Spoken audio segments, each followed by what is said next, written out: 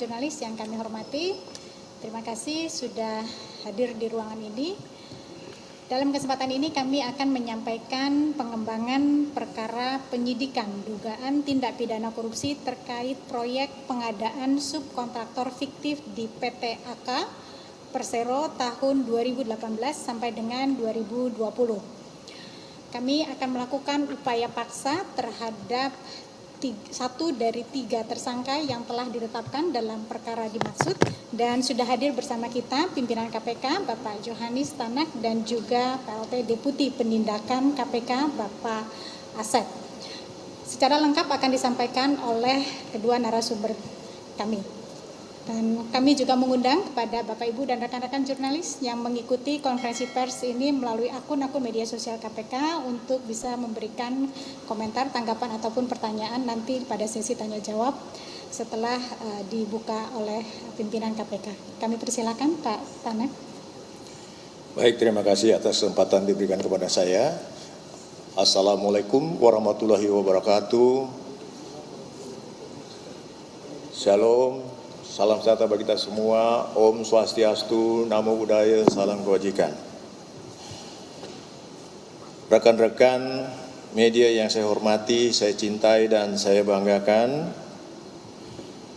pada sore hari yang cerah ini kami akan menyampaikan kepada publik melalui rekan-rekan kita semua terkait dengan pointers, konferensi pers, pengumuman penahanan tersangka perkara dugaan tindak pidana korupsi terkait dengan proyek pengadaan subkontraktor fiktif di PT AK Amarta Karya Persero tahun 2018 sampai dengan 2020. Pada hari ini Jakarta 11 Mei 2023 dapat kami jelaskan sebagai berikut.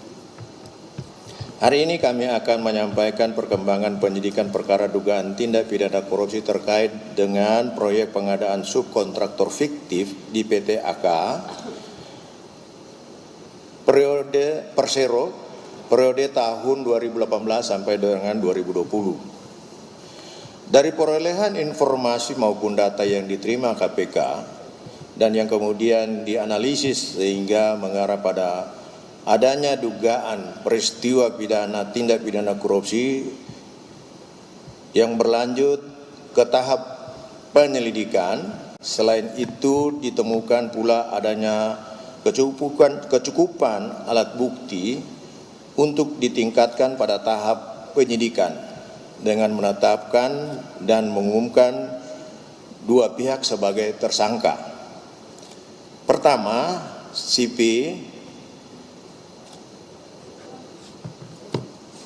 Yang kedua, TS, itu inisialnya kedua orang tersebut.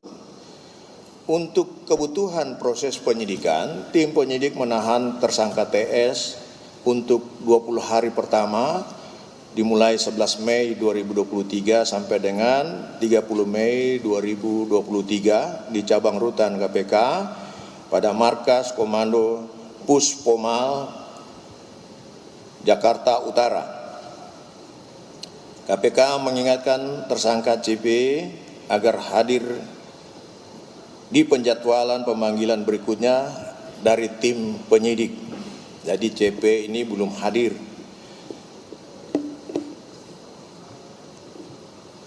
Adapun konstruksi perkara diduga telah terjadi. Pertama, berdasarkan surat keputusan Menteri BUMN di bulan Oktober 2020, tersangka CP diangkat sebagai Direktur Utama PT AK Persero dan tersangka TS juga diangkat sebagai Direktur Keuangan PT AK Persero. Sekitar tahun 2017, tersangka CP memerintahkan tersangka TS dan pejabat bagian akuntansi PT AK Persero mempersiapkan sejumlah uang yang diperuntukkan bagi kebutuhan pribadi tersangka CP. Untuk merealisasikan perintah tersebut, nantinya sumber uang diambil dari pembayaran berbagai proyek yang dikerjakan oleh PT AK Persero. Tersangka TS bersama dengan beberapa staf di PT AK Persero kemudian mendirikan dan mencari badan usaha berbentuk CV yang digunakan untuk menerima pembayaran subkontraktor dari PT AK Persero tanpa melakukan pekerjaan subkontraktor yang sebenarnya atau dalam hal ini fiktif. Kemudian di tahun 2018 dibentuklah beberapa badan usaha CV fiktif sebagai vendor yang akan menerima berbagai transaksi pembayaran dari kegiatan proyek PT AK Persero, dan hal ini sesungguhnya atas sepengetahuan tersangka CP dan tersangka TS. Untuk pengajuan anggaran pembayaran vendor, tersangka CP selalu memberikan disposisi lanjutkan dibarengi dengan persetujuan surat perintah membayar atau SPM yang ditandatangani oleh tersangka TS. Buku rekening bank, kartu ATM, dan bonggol cek dari badan usaha CV fiktif dipegang oleh staf bagian akuntansi PT AK Persero yang menjadi orang kepercayaan dari tersangka CP dan tersangka TS agar memudahkan pengambilan dan pencairan uang sesuai dengan permintaan CP.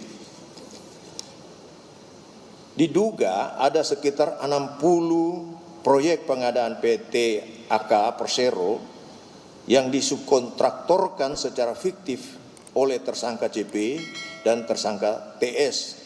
Di antaranya pekerjaan konstruksi pembangunan rumah susun Pulau Jahe, Jakarta Timur, pengadaan jasa konstruksi pembangunan gedung olahraga Universitas Negeri Jakarta, pembangunan laboratorium bio safety level 3 Universitas Pajajaran. Uang yang diterima tersangka CP dan tersangka TS kemudian diduga antara lain digunakan untuk membayar tagihan kartu kredit, pembelian emas, perjalanan pribadi ke luar negeri, pembayaran member golf, dan juga pemberian ke beberapa pihak terkait lainnya. Perbuatan tersangka CP dan tersangka TS melanggar ketentuan diantaranya sebagai berikut. Undang-Undang Nomor 17 Tahun 2003 tentang Keuangan Negara. Kemudian Peraturan Menteri BUMN Perdatar 05/MBU/2008 tentang Pedoman Umum Pelaksanaan Penggunaan Barang dan Jasa BUMN. Kemudian Prosedur PT AK Persero tentang pengadaan barang dan jasa di lingkungan internal PT AK Persero. Akibat perbuatan kedua tersangka tersebut diduga mengakibatkan kerugian keuangan negara sejumlah 46 miliar rupiah. Saat ini tim penyidik masih terus menelusuri adanya penerimaan uang maupun aliran sejumlah uang ke berbagai pihak yang terkait lainnya. Atas perbuatan tersangka disangkakan melanggar pasal 2 ayat 1 atau pasal 3 Undang-Undang Republik Indonesia Nomor 31 Tahun 99 tentang Pemberantasan Tindak Pidana Korupsi sebagaimana telah diubah dengan Undang-Undang Republik Indonesia Nomor 20 Tahun 2001 tentang perubahan atas Undang-Undang Republik Indonesia Nomor 31 Tahun 99 tentang Pemberantasan Tindak Pidana Korupsi Yunto pasal 55 ayat 1 ke 1 Kitab Undang-Undang Hukum Pidana. Nah, untuk lebih lengkapnya peristiwa yang terjadi ini saya serahkan kepada PLT Deputi Penindakan untuk menjelaskan lebih rinci tentang peristiwa pidana yang terjadi. Kepada Pak Asep saya persilakan. Terima kasih Bapak. Nanti kami jelaskan saat pertanyaan aja. Menjawab pertanyaan. Baik Pak. Baik, saya serahkan kembali. Baik, terima kasih Pak Johanis Tanak telah menyampaikan detail terkait dengan konstruksi perkara penyidikan dugaan tindak pidana korupsi terkait proyek pengadaan subkontraktor fiktif di PT AK Persero tahun 2018 sampai dengan 2020. Kami buka sesi tanya jawab. Boleh menyebutkan nama dan medianya? Silakan. Ya. Mau nanya soal satu tersangka lagi yang enggak datang. Ini emang dia sengaja mangkir atau dia izin sebelumnya? Terus kalau dari KPK itu kapan akan memanggil ulang dia? Terus mau nanya lagi soal modus subkontraktor fiktif. Tadi kan disebut bahwa ini modusnya subkontraktor fiktif ya. Nah, apakah memang subkontraktor yang ada di situ itu fiktif semua atau memang ada yang benar? Terus kasus lain boleh sekalian, Bibi? Apa? Silakan. Oke. Hari ini keponakan Wamenkumham, Edi Hirayat. Boleh kita prioritas untuk yang terkait dengan isu ini dulu ya. Oke. Kalau ada pertanyaan lainnya silakan. Pertanyaan berikutnya tadi.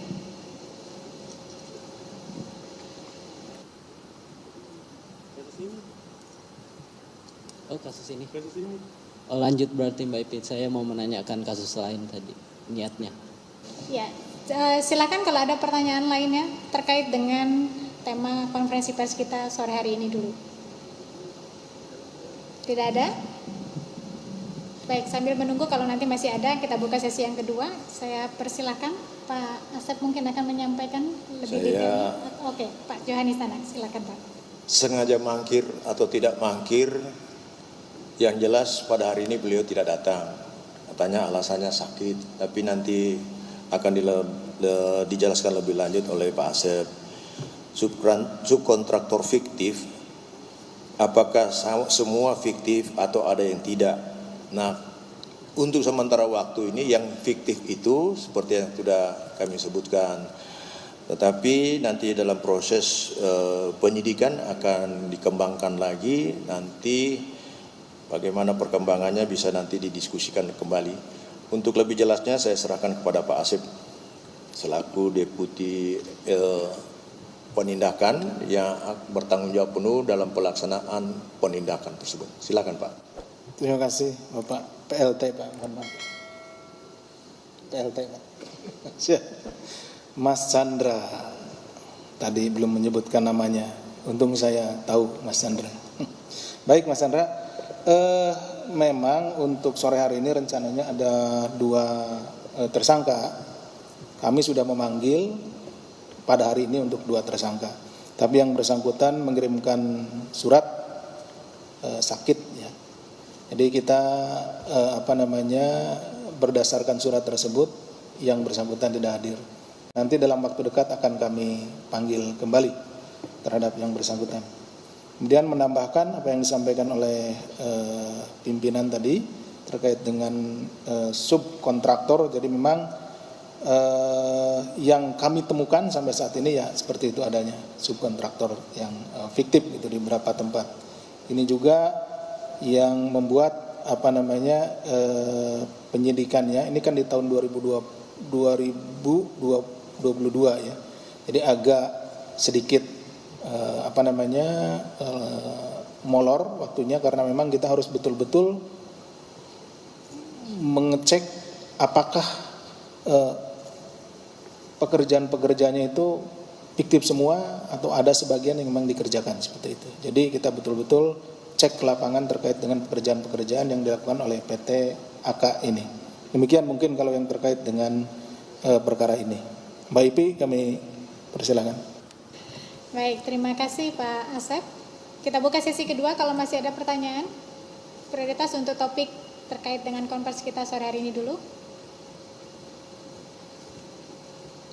Oke, tidak ada. Baik, saya kira untuk konvers terkait dengan pengumuman dan penahanan tersangka perkara dugaan tindak pidana korupsi terkait proyek pengadaan subkontraktor fiktif di PT AK Persero tahun 2018 sampai dengan 2020 kita cukupkan. Nanti